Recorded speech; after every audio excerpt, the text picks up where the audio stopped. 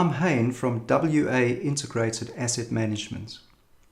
Today I'll be bringing you 2 quick tips on building asset inspections. The first tip, which I won't take very long about at all, is how to use a laser measuring device to improve your accuracy and to speed up your work. The second tip, which I'll take longer with, is how to use an old iPhone on a selfie stick to be able to look in hard to reach places and to be able to take photos in hard to reach places. Our first tip, which won't take long at all, is how to use one of these laser measuring devices. I bought this at a local hardware store and it's very useful. It will speed up your work dramatically and it will make your work a lot more accurate. So what this allows you to do, obviously, is to measure distances using a laser, and you can get the distance very accurately. But it's also got other useful functions. For example, it's got an area mode. So when you set this to area, it allows you to stand in the corner of a big room and to point at one wall, measure it, to point at another wall, measure that, and then to read your area off very accurately. So you don't have to try to pace out a room in 2 directions and then multiply those dimensions together to try to get an answer. Obviously it's a laser, so you must be careful that you don't shine it into people's eyes. And another problem with it is that if you go outside, you battle to see the dot in sunlight after about, say, 30 or 40 meters or so. But it will be a huge help with building asset inspections. For our second tip, I have an iPhone on a selfie stick. I have almost free software from the App Store loaded on both the iPhone and on an iPad.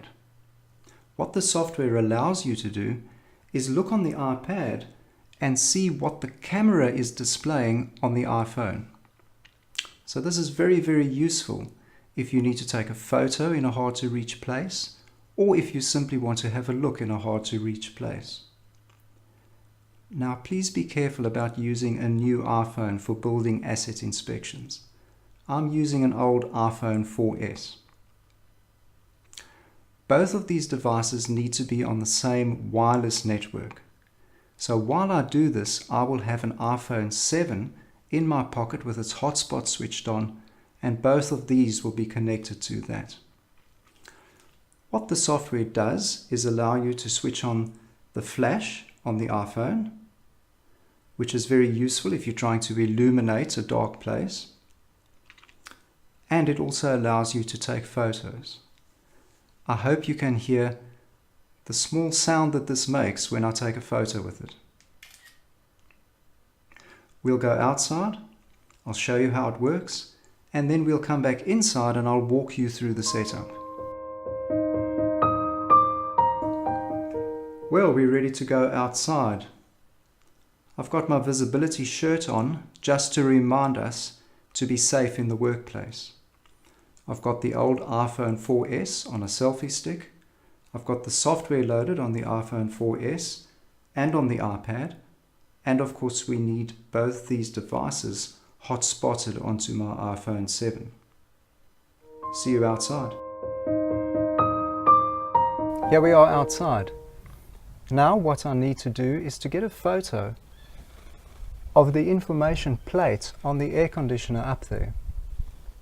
Obviously we don't want to have to carry a ladder around with us.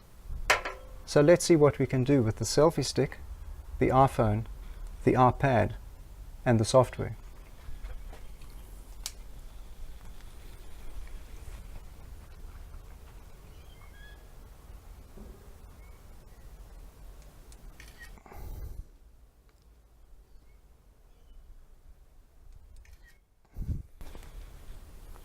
I've taken 2 photos just in case. Let's go and see what it looks like, and I'll show you how the setup works. Now I will take you through the setup to get this working. The first thing is to go to the App Store This will cost you 99 cents. Buy an app called Camera Plus. There's a screenshot here to show you what it looks like. Install that app on the iPhone that you're going to put on the selfie stick and on the iPad. Once it's installed, run it on both the iPad and the iPhone. There's a button that you have to click on the iPhone which will connect to the iPad.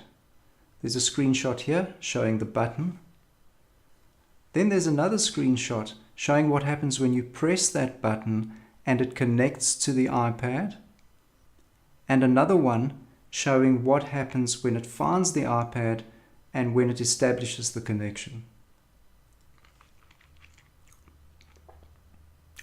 Please remember that both of these devices have to be connected to a Wi-Fi network. When you're doing outside surveying, that network will be on a hotspot on another iPhone. In my case, I had the iPhone 7 in my pocket with a hotspot. Once that is connected, you can use the iPad to see what's on the camera. Here I've got some footage showing what I saw when I was outside taking the photo of the air conditioner nameplate. This is what the photo looks like that was taken on the iPhone. You can see the surrounding houses in the area. Now what I'm going to do is zoom in on a cropped area of the photo. And you can see the resolution is quite good. The photo stays on the iPhone on the selfie stick, so you need to download it from there or email it to yourself. When you are using the software outside, there are only two controls on the iPad software that you need to worry about. The one is switching the flashlight on and off. I've got some footage here which shows you where you do that. The other control is when the iPhone is pointing properly at the region that you want to take a photo of. You need to click your finger on that region on the iPad, which brings it into focus.